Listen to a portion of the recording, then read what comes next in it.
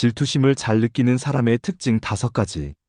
여러분, 혹시 친구가 승진했다는 소식을 들었을 때 축하한다고 말하면서도 마음 한편에서는 왠지 모를 씁쓸함을 느낀 적 있으신가요?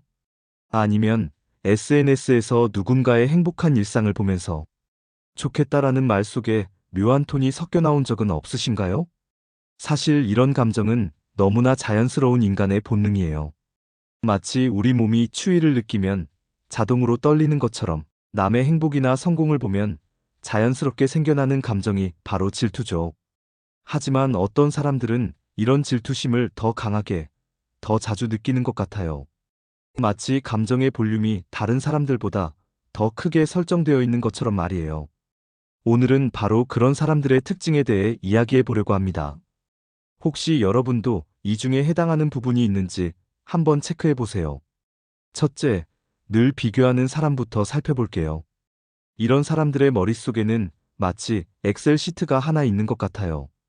A열에는 자신의 모든 것이, B열에는 다른 사람들의 모든 것이 정리되어 있고 끊임없이 둘을 비교하며 수치를 계산하고 있는 거죠. 내 월급은 300만 원인데 저 사람은 350만 원이네. 나는 아직 미혼인데. 저 사람은 결혼도 하고 아이도 있네. 내 차는 10년 됐는데 저 사람은 새 차를 샀네. 이런 식으로 모든 것을 숫자와 조건으로 환산해서 비교하는 거예요. 문제는 이런 비교가 습관이 되면 절대로 만족할 수 없다는 거예요. 왜냐하면 세상에는 항상 나보다 뭔가 더 가진 사람이 존재하거든요. 마치 끝없는 계단을 올라가는 것과 같아요. 한 계단 올라가면 또 다른 계단이 보이고 그 위에 또 다른 사람이 서 있는 거죠. 예를 들어볼게요. 회사에서 동기들과 함께 입사한 A씨가 있다고 해보세요. 처음에는 모두 똑같은 조건에서 시작했는데 시간이 지나면서 조금씩 차이가 생기기 시작해요. 어떤 동기는 좋은 프로젝트에 배정되고 어떤 동기는 상사와 잘 맞아서 인정받고 또 어떤 동기는 운 좋게 큰 성과를 거두게 되죠. 이때 비교하는 습관이 있는 A씨는 하루하루가 고통스러워져요. 매일매일이 마치 성적표를 받는 시험장 같은 기분이 드는 거예요. 더 안타까운 건 이런 사람들은 자신의 장점이나 성취는 잘 보지 못한다는 거예요. 다른 사람이 가진 것만 크게 보이고 자신이 가진 것은 당연하거나 하찮게 느껴지는 거죠. 마치 남의 집 잔디가 더 푸르러 보이는 현상과 같아요. 실제로는 자신의 잔디도 충분히 푸르른데 담 너머 잔디만 계속 쳐다보고 있는 거예요. 둘째, 인정욕구가 강한 사람에 대해 이야기해 볼게요. 이런 사람들은 마치 스마트폰 배터리처럼 다른 사람들의 관심과 칭찬으로 충전되는 것 같아요. 하루에도 몇 번씩 자신에게 쏠리는 관심의 정도를 체크하고 배터리가 떨어지면 불안해하죠. 그런데 문제는 그 관심이 다른 사람에게 향할 때예요. 마치 자신의 배터리를 다른 사람이 빼앗아간 것 같은 기분이 드는 거죠. 직장에서 이런 상황을 한번 생각해 보세요. 평소 상사로부터 인정받고 있다고 생각했던 B씨가 있어요. 그런데 어느 날 새로운 동료가 들어왔고 그 동료가 좋은 아이디어를 제안해서 상사로부터 칭찬을 받았다고 해보세요. 이때 B씨의 마음은 어떨까요? 저 사람이 좋은 아이디어를 낸 건 좋은데 왜 내 마음은 이렇게 불편하지? 라는 복잡한 감정을 경험하게 되는 거예요. 인정 욕구가 강한 사람들의 특징 중 하나는 다른 사람의 성공을 자신의 실패로 해석한다는 거예요. 마치 세상에 칭찬이나 관심의 총량이 정해져 있어서 누군가가 많이 가져가면 자신의 몫이 줄어든다고 생각하는 거죠. 하지만 실제로는 그렇지 않아요. 칭찬이나 관심은 빼앗기는 게 아니라 함께 늘어날 수 있는 거거든요. 이런 사람들을 보면 안타까워요. 왜냐하면 다른 사람의 성공을 진심으로 축하하고 기뻐할 수 있는 능력이 있다면 오히려 더 많은 사람들로부터 사랑받을 수 있을 텐데 말이에요. 하지만 질투심 때문에 그런 따뜻한 마음을 표현하지 못하고 결국 관계에서도 어려움을 겪게 되는 거죠. 셋째, 자존감이 낮은 사람들의 이야기를 해보겠습니다. 자존감이 낮은 사람들의 마음은 마치 바람 빠진 풍선과 같아요. 다른 사람들의 성공이나 행복을 보면 그것이 마치 자신의 부족함을 증명하는 증거처럼 느껴지는 거죠.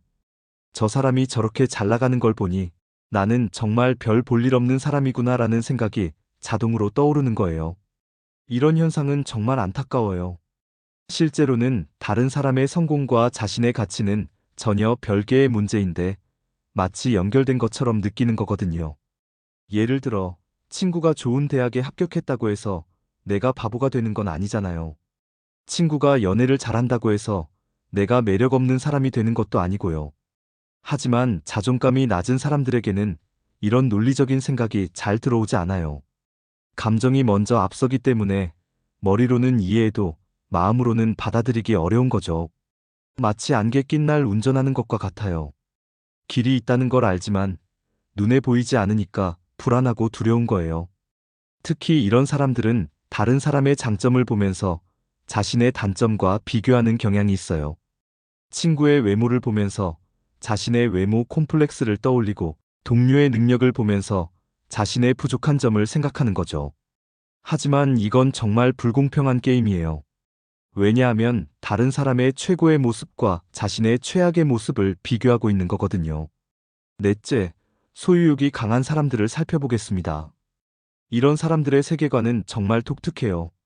마치 모든 것에 내 것이라는 라벨을 붙여놓는 것 같거든요. 친구, 연인, 가족은 물론이고 기회나 운까지도 자신의 소유물로 여기는 경우가 많아요. 그래서 조금만 그것들이 위협받는다고 느끼면 강한 불안감을 경험하게 되죠. 예를 들어, 연인이 다른 이성과 대화하는 것을 보거나 친한 친구가 새로운 친구를 사귀는 것을 보면 견딜 수 없이 불안해해요. 내 사람이 다른 사람에게 빼앗길까봐라는 두려움 때문이에요. 하지만 여기서 중요한 건 사람은 누군가의 소유물이 될 수 없다는 거예요. 관계는 서로의 자유의지로 유지되는 거지 강제로 묶어둘 수 있는 게 아니거든요. 직장에서도 마찬가지예요. 자신이 담당하던 프로젝트에 다른 사람이 참여하게 되면 내 자리를 빼앗기는 건 아닐까라고 걱정하죠.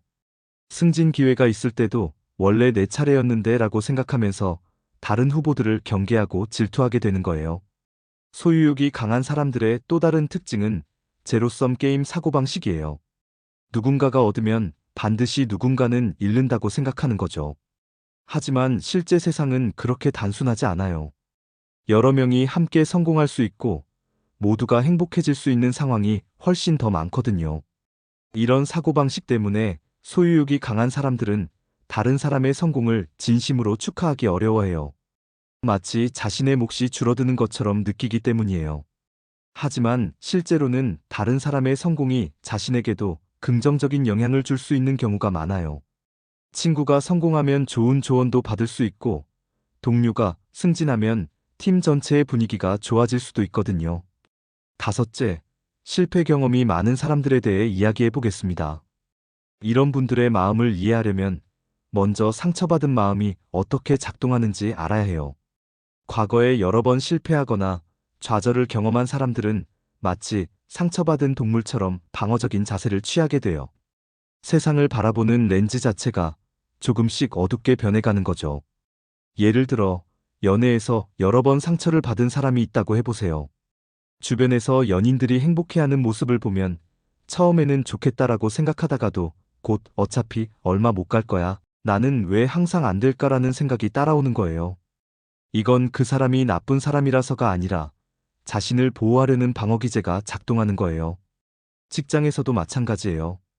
승진해서 여러 번 밀린 사람이 동료의 승진 소식을 들으면 축하보다는 나는 언제쯤 될까, 내가 뭐가 부족한 걸까라는 생각이 먼저 들어요.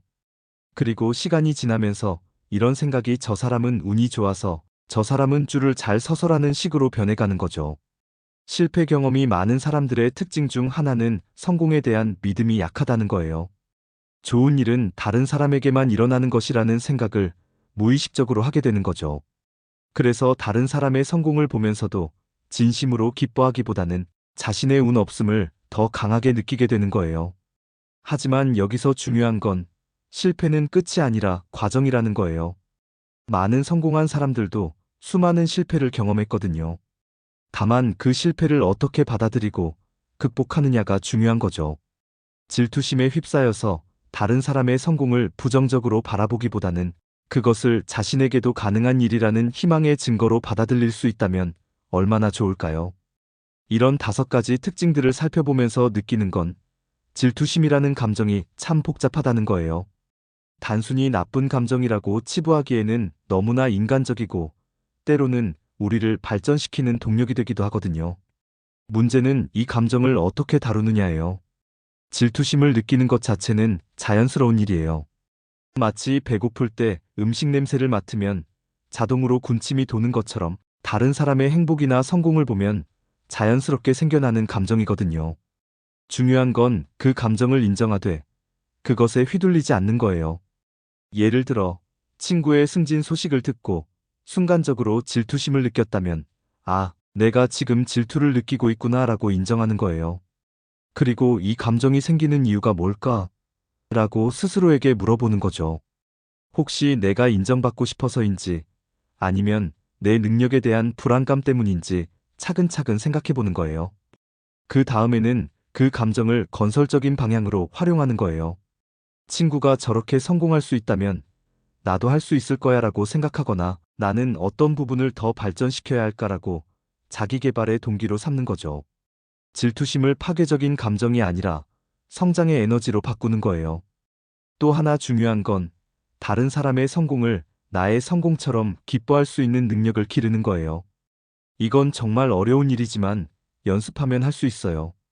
친구가 좋은 소식을 전했을 때 첫 번째 반응으로 정말 축하해 라고 진심으로 말하는 연습을 하는 거예요. 처음에는 어색할 수도 있지만 계속하다 보면 자연스러워져요. 그리고 무엇보다 중요한 건 자신만의 기준을 만드는 거예요. 다른 사람과의 비교가 아니라 어제의 나와 오늘의 나를 비교하는 거죠. 작년 이맘때보다 내가 얼마나 성장했을까? 한 달 전의 나보다 지금의 내가 어떤 점이 나아졌을까라고 생각하는 거예요. 이렇게 하면 다른 사람의 성공이 나의 실패로 느껴지지 않아요. 마지막으로 질투심을 느끼는 것에 대해 자책하지 마세요. 정말 자연스러운 감정이거든요. 대신 그 감정을 어떻게 현명하게 다룰지 고민해 보는 거예요. 때로는 그 질투심이 나도 더 열심히 살아야겠다는 동기부여가 될 수도 있고, 내가 정말 원하는 게 뭔지 깨닫게 해주는 신호가 될 수도 있어요. 결국 질투심이라는 감정도 우리 인생의 한 부분이에요. 완전히 없앨 수도 없고, 없앨 필요도 없어요. 다만 그것을 지혜롭게 다루어서 나와 주변 사람들을 더 행복하게 만드는 도구로 활용할 수 있다면 그것만으로도 충분히 의미 있는 일이 아닐까요? 혹시 여러분도 오늘 이야기한 5가지 특징 중에 해당하는 부분이 있으셨나요? 만약 있다면 자책하지 마시고 오히려 자신을 더 잘 이해하는 기회로 삼으세요. 그리고 다음에 질투심이 올라올 때는 아, 내가 지금 뭔가를 원하고 있구나라고 생각해 보시는 건 어떨까요?